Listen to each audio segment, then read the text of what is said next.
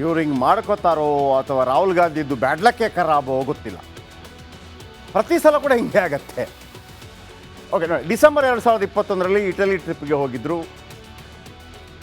ರಾಹುಲ್ ಗಾಂಧಿ. ಯಾಕೆ ಹೋಗಬಾರ್ದು? ಹೋಗ್ಬೋದು, ಅದರಲ್ಲೇನು ತಪ್ಪಿಲ್ಲ. ಬಟ್ ಪಂಜಾಬ್ ಎಲೆಕ್ಷನ್ನ ರ್ಯಾಲಿ ಬಿಟ್ಟು ಹೋಗಿದ್ರು ಹೊಸ ವರ್ಷಕ್ಕೆ, ಅದು ಭಾಳ ಟೀಕೆಗೆ ಗುರಿ ಆಯಿತು.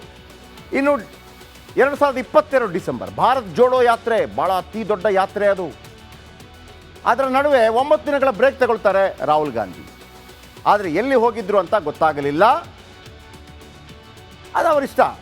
ಈಗ ಹೋಗಬಾರ್ದು ಅಂತೇನಲ್ಲ, ಒಬ್ಬ ಕಮಿಟ್ಮೆಂಟ್ ಭಾಳ ಮುಖ್ಯವಾಗುತ್ತೆ. ಈಗ ನಾವು ರಾಜ್ಯ BJPಯಲ್ಲಿ ಹೇಳ್ತೀವಲ್ವಾ, ಕಮಿಟ್ಮೆಂಟ್. ಈಗ ಪ್ರಿಯಾಂಕ್ ಖರ್ಗೆ ವಿಚಾರಕ್ಕೆ ದೊಡ್ಡ ಒಂದು ಅವಕಾಶ ಸಿಕ್ಕಿದೆ ಹೋರಾಟ ಮಾಡೋದಕ್ಕೆ. ಎಲ್ಲಿ ಮಾಡ್ತಿದ್ದಾರೆ? ಒಗ್ಗಟ್ಟಾಗಿ ಎಲ್ಲಿ ಮಾಡ್ತಾ ಇದ್ದಾರೆ?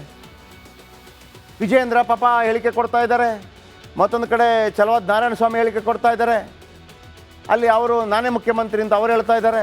ಬಟ್ ಈ ಹೋರಾಟ ಯಾರು ಮಾಡೋದು ಇಂಥ ಅವಕಾಶ ಸಿಕ್ಕಾಗ?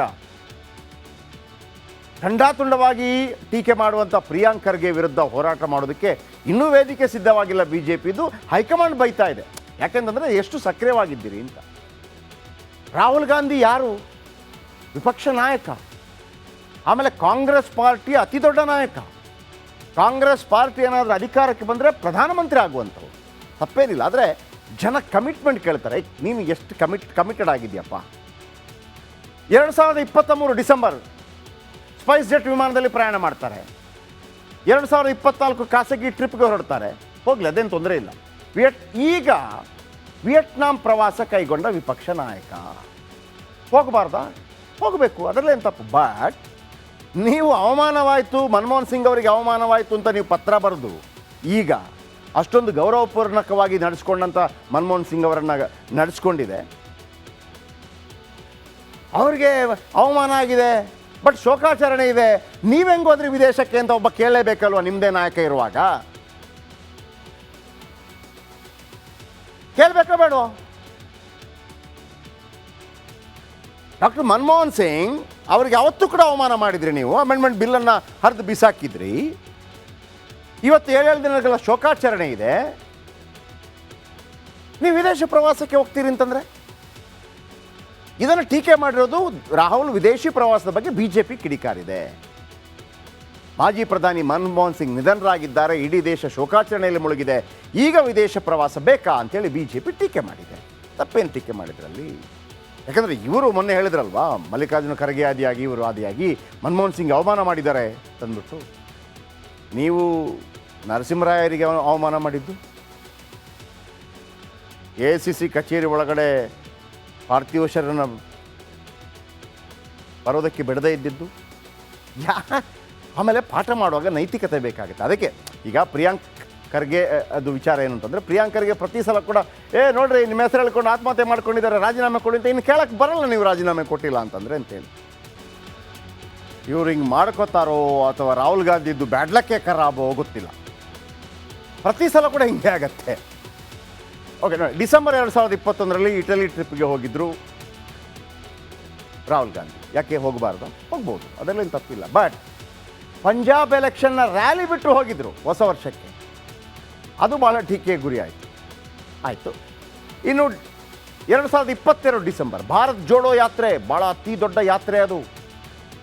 ಅದರ ನಡುವೆ 9 ದಿನಗಳ ಬ್ರೇಕ್ ತಗೊಳ್ತಾರೆ ರಾಹುಲ್ ಗಾಂಧಿ. ಆದರೆ ಎಲ್ಲಿ ಹೋಗಿದ್ರು ಅಂತ ಗೊತ್ತಾಗಲಿಲ್ಲ. ಅದು ಅವರಿಷ್ಟ. ಈಗ ಹೋಗಬಾರ್ದು ಅಂತೇನಲ್ಲ, ಒಬ್ಬ ಕಮಿಟ್ಮೆಂಟ್ ಭಾಳ ಮುಖ್ಯವಾಗುತ್ತೆ. ಈಗ ನಾವು ರಾಜ್ಯ BJPಯಲ್ಲಿ ಹೇಳ್ತೀವಲ್ವಾ, ಕಮಿಟ್ಮೆಂಟ್. ಈಗ ಪ್ರಿಯಾಂಕ್ ಖರ್ಗೆ ವಿಚಾರಕ್ಕೆ ದೊಡ್ಡ ಒಂದು ಅವಕಾಶ ಸಿಕ್ಕಿದೆ ಹೋರಾಟ ಮಾಡೋದಕ್ಕೆ. ಎಲ್ಲಿ ಮಾಡ್ತಿದ್ದಾರೆ?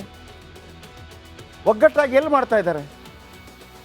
ವಿಜಯೇಂದ್ರ ಪಾಪ ಹೇಳಿಕೆ ಕೊಡ್ತಾ ಇದ್ದಾರೆ, ಮತ್ತೊಂದು ಕಡೆ ಚಲವಾದಿ ನಾರಾಯಣ ಸ್ವಾಮಿ ಹೇಳಿಕೆ ಕೊಡ್ತಾ ಇದ್ದಾರೆ, ಅಲ್ಲಿ ಅವರು ನಾನೇ ಮುಖ್ಯಮಂತ್ರಿ ಅಂತ ಅವ್ರು ಹೇಳ್ತಾ ಇದ್ದಾರೆ. ಬಟ್ ಈ ಹೋರಾಟ ಯಾರು ಮಾಡೋದು ಇಂಥ ಅವಕಾಶ ಸಿಕ್ಕಾಗ? ಖಂಡಾತುಂಡವಾಗಿ ಟೀಕೆ ಮಾಡುವಂಥ ಪ್ರಿಯಾಂಕ್ ಖರ್ಗೆ ವಿರುದ್ಧ ಹೋರಾಟ ಮಾಡೋದಕ್ಕೆ ಇನ್ನೂ ವೇದಿಕೆ ಸಿದ್ಧವಾಗಿಲ್ಲ BJPದು. ಹೈಕಮಾಂಡ್ ಬೈತಾ ಇದೆ. ಯಾಕೆಂತಂದರೆ ಎಷ್ಟು ಸಕ್ರಿಯವಾಗಿದ್ದೀರಿ ಅಂತ. ರಾಹುಲ್ ಗಾಂಧಿ ಯಾರು? ವಿಪಕ್ಷ ನಾಯಕ. ಆಮೇಲೆ ಕಾಂಗ್ರೆಸ್ ಪಾರ್ಟಿಯ ಅತಿ ದೊಡ್ಡ ನಾಯಕ. ಕಾಂಗ್ರೆಸ್ ಪಾರ್ಟಿ ಏನಾದರೂ ಅಧಿಕಾರಕ್ಕೆ ಬಂದರೆ ಪ್ರಧಾನಮಂತ್ರಿ ಆಗುವಂಥವು ತಪ್ಪೇನಿಲ್ಲ. ಆದರೆ ಜನ ಕಮಿಟ್ಮೆಂಟ್ ಕೇಳ್ತಾರೆ. ನೀನು ಎಷ್ಟು ಕಮಿಟೆಡ್ ಆಗಿದೆಯಪ್ಪ. 2023 ಡಿಸೆಂಬರ್ ಸ್ಪೈಸ್ ಜೆಟ್ ವಿಮಾನದಲ್ಲಿ ಪ್ರಯಾಣ ಮಾಡ್ತಾರೆ. 2024 ಖಾಸಗಿ ಟ್ರಿಪ್ಗೆ ಹೊರಡ್ತಾರೆ. ಹೋಗಲಿ, ಅದೇನು ತೊಂದರೆ ಇಲ್ಲ. ಈಗ ವಿಯೆಟ್ನಾಂ ಪ್ರವಾಸ ಕೈಗೊಂಡ ವಿಪಕ್ಷ ನಾಯಕ ಹೋಗಬಾರ್ದಾ? ಹೋಗಬೇಕು, ಅದರಲ್ಲೇನು ತಪ್ಪು. ಬಟ್ ನೀವು ಅವಮಾನವಾಯಿತು, ಮನಮೋಹನ್ ಸಿಂಗ್ ಅವರಿಗೆ ಅವಮಾನವಾಯಿತು ಅಂತ ನೀವು ಪತ್ರ ಬರೆದು ಈಗ ಅಷ್ಟೊಂದು ಗೌರವಪೂರ್ಣಕವಾಗಿ ನಡೆಸ್ಕೊಂಡಂಥ ಮನಮೋಹನ್ ಸಿಂಗ್ ಅವರನ್ನು ನಡೆಸ್ಕೊಂಡಿದೆ. ಅವ್ರಿಗೆ ಅವಮಾನ ಆಗಿದೆ, ಬಟ್ ಶೋಕಾಚರಣೆ ಇದೆ. ನೀವೆಂಗೆ ಹೋದ್ರಿ ವಿದೇಶಕ್ಕೆ ಅಂತ ಒಬ್ಬ ಕೇಳಲೇಬೇಕಲ್ವ ನಿಮ್ಮದೇ ನಾಯಕ ಇರುವಾಗ? ಕೇಳಬೇಕೋ ಬೇಡವೋ? ಡಾಕ್ಟರ್ ಮನಮೋಹನ್ ಸಿಂಗ್ ಅವ್ರಿಗೆ ಯಾವತ್ತೂ ಕೂಡ ಅವಮಾನ ಮಾಡಿದ್ರಿ ನೀವು. ಅಮೆಂಡ್ಮೆಂಟ್ ಬಿಲ್ಲನ್ನು ಹರಿದು ಬಿಸಾಕಿದ್ರಿ. ಇವತ್ತು 7 ದಿನಗಳ ಶೋಕಾಚರಣೆ ಇದೆ. ನೀವು ವಿದೇಶ ಪ್ರವಾಸಕ್ಕೆ ಹೋಗ್ತೀರಿ ಅಂತಂದರೆ ಇದನ್ನು ಟೀಕೆ ಮಾಡಿರೋದು ರಾಹುಲ್ ವಿದೇಶಿ ಪ್ರವಾಸದ ಬಗ್ಗೆ ಬಿಜೆಪಿ ಕಿಡಿಕಾರಿದೆ. ಮಾಜಿ ಪ್ರಧಾನಿ ಮನಮೋಹನ್ ಸಿಂಗ್ ನಿಧನರಾಗಿದ್ದಾರೆ, ಇಡೀ ದೇಶ ಶೋಕಾಚರಣೆಯಲ್ಲಿ ಮುಳುಗಿದೆ, ಈಗ ವಿದೇಶ ಪ್ರವಾಸ ಬೇಕಾ ಅಂತೇಳಿ ಬಿಜೆಪಿ ಟೀಕೆ ಮಾಡಿದೆ. ತಪ್ಪೇನು ಟೀಕೆ ಮಾಡಿದ್ರಲ್ಲಿ? ಯಾಕಂದರೆ ಇವರು ಮೊನ್ನೆ ಹೇಳಿದ್ರಲ್ವಾ, ಮಲ್ಲಿಕಾರ್ಜುನ ಖರ್ಗೆ ಆದಿಯಾಗಿ ಇವರು ಆದಿಯಾಗಿ ಮನಮೋಹನ್ ಸಿಂಗ್ ಅವಮಾನ ಮಾಡಿದ್ದಾರೆ ತಂದ್ಬಿಟ್ಟು. ನೀವು ನರಸಿಂಹರಾಯರಿಗೆ ಅವಮಾನ ಮಾಡಿದ್ದು, AICC ಕಚೇರಿ ಒಳಗಡೆ ಪಾರ್ಥಿವ ಶರೀರನ ಬರೋದಕ್ಕೆ ಬಿಡದೇ ಇದ್ದಿದ್ದು. ಆಮೇಲೆ ಪಾಠ ಮಾಡುವಾಗ ನೈತಿಕತೆ ಬೇಕಾಗುತ್ತೆ. ಅದಕ್ಕೆ ಈಗ ಪ್ರಿಯಾಂಕ್ ಖರ್ಗೆ ಅದು ವಿಚಾರ ಏನು ಅಂತಂದರೆ, ಪ್ರಿಯಾಂಕ್ ಖರ್ಗೆ ಪ್ರತಿ ಸಲ ಕೂಡ ನೋಡ್ರಿ ನಿಮ್ಮ ಹೆಸರು ಹೇಳ್ಕೊಂಡು ಆತ್ಮಹತ್ಯೆ ಮಾಡ್ಕೊಂಡಿದ್ದಾರೆ, ರಾಜೀನಾಮೆ ಕೊಡಿ ಅಂತ. ಇನ್ನು ಕೇಳಕ್ಕೆ ಬರಲ್ಲ ನೀವು ರಾಜೀನಾಮೆ ಕೊಟ್ಟಿಲ್ಲ ಅಂತಂದರೆ ಅಂತೇಳಿ.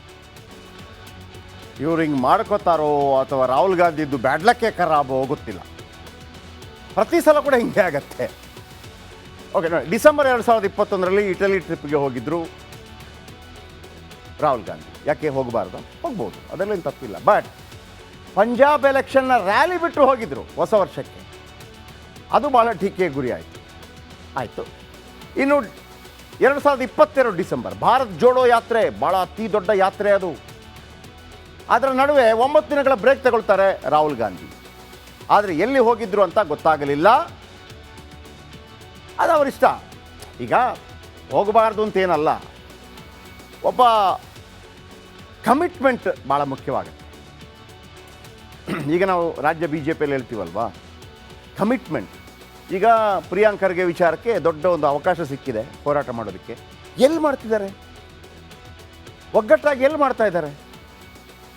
ವಿಜಯೇಂದ್ರ ಪಾಪ ಹೇಳಿಕೆ ಕೊಡ್ತಾ ಇದ್ದಾರೆ, ಮತ್ತೊಂದು ಕಡೆ ಚಲವಾದ್ ನಾರಾಯಣ ಸ್ವಾಮಿ ಹೇಳಿಕೆ ಕೊಡ್ತಾ ಇದ್ದಾರೆ, ಅಲ್ಲಿ ಅವರು ನಾನೇ ಮುಖ್ಯಮಂತ್ರಿ ಅಂತ ಅವ್ರು ಹೇಳ್ತಾ ಇದ್ದಾರೆ. ಬಟ್ ಈ ಹೋರಾಟ ಯಾರು ಮಾಡೋದು ಇಂಥ ಅವಕಾಶ ಸಿಕ್ಕಾಗ? ಖಂಡಾತುಂಡವಾಗಿ ಟೀಕೆ ಮಾಡುವಂಥ ಪ್ರಿಯಾಂಕ್ ಖರ್ಗೆ ವಿರುದ್ಧ ಹೋರಾಟ ಮಾಡೋದಕ್ಕೆ ಇನ್ನೂ ವೇದಿಕೆ ಸಿದ್ಧವಾಗಿಲ್ಲ BJPದು. ಹೈಕಮಾಂಡ್ ಬೈತಾ ಇದೆ. ಯಾಕೆಂತಂದರೆ ಎಷ್ಟು ಸಕ್ರಿಯವಾಗಿದ್ದೀರಿ ಅಂತ. ರಾಹುಲ್ ಗಾಂಧಿ ಯಾರು? ವಿಪಕ್ಷ ನಾಯಕ. ಆಮೇಲೆ ಕಾಂಗ್ರೆಸ್ ಪಾರ್ಟಿ ಅತಿ ದೊಡ್ಡ